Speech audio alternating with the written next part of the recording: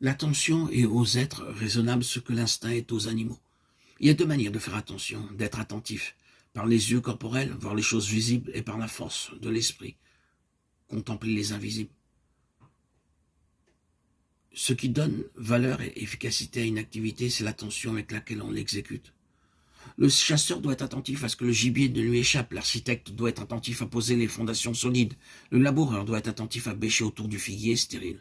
Le pasteur doit être attentif à ramener la brebis égarée. L'athlète doit être attentif à la règle du jeu.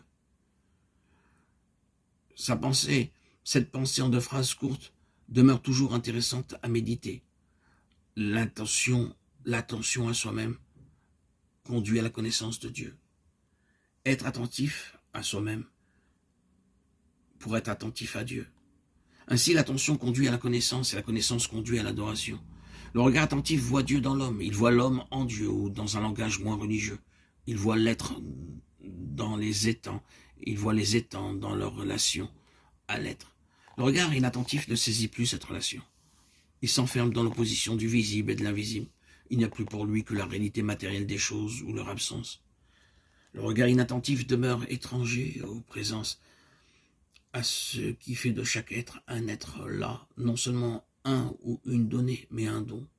Ce n'est pas par hasard si on appelait les anciens thérapeutes de grands attentifs. Les moines viendront les rejoindre dans ce plaisant labeur, et c'est de leur attention qu'ils tireront leur connaissance et leur louange.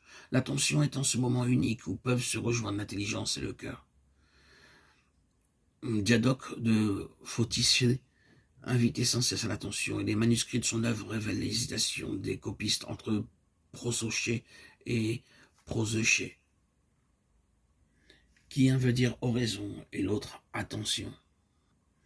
Lorsqu'un psychisme a commencé à se purifier par l'intensité de son attention dans l'oraison, alors comme un vrai remède de vie, il sent le frémissement divin qui le brûle. L'attention est ici considérée comme un remède, c'est un retour réel. Et si la conversion est le retour de ce qui est contraire à la nature vers ce qui lui est propre, l'attention est bien ce chemin de retour. Elle nous fait revenir de cet exil qui est l'oubli de l'être. Plus encore, elle nous fait revenir de l'enfer qui est absence de miséricorde. Dorothée de Gaza précise bien ce lien entre l'attention et la tendresse du cœur. Le péché, pour les anciens, est en effet non seulement oubli de l'être que nous sommes, mais oubli de notre capacité d'aimer, comme l'amour incarné a aimé, perte de notre ressemblance avec Dieu. Être attentif à garder le cœur miséricordieux en toutes circonstances, c'est ce qui nous garde en présence de l'être.